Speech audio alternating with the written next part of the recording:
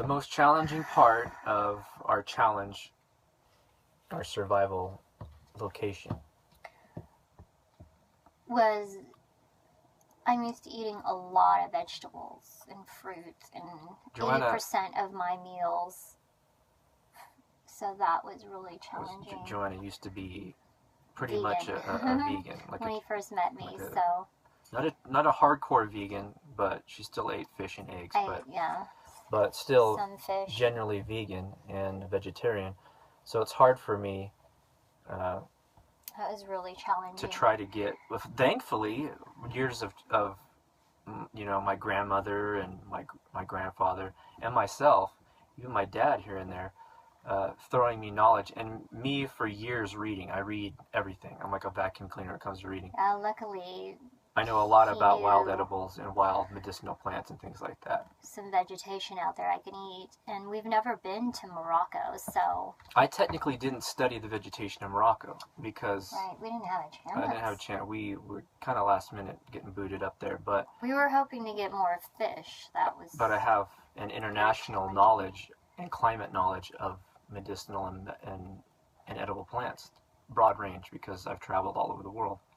Not to this location, but still it was a location where I can visually see everything, and I was just having a blast finding things for her that were plant life.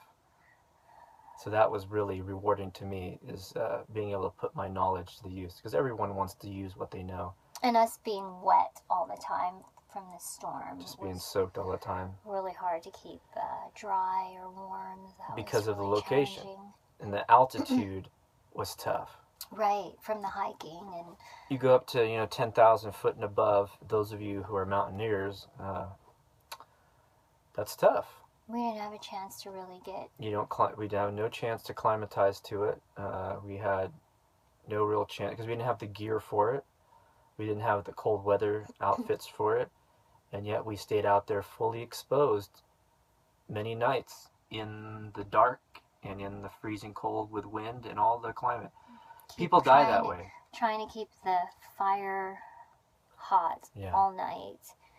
I've never actually sleep at all. Laid nearly slept during the day. So close or on a fire to where I burned through my pants and shirt. Yeah, we both couldn't sleep. We had to stay up and keep the fire going. Yeah, and I chose to stay up most of the nights because Mitchell had to gather and hunt during the day, and so again, in that location, cold. That was the thing, cold and altitude and being rained on constantly every day.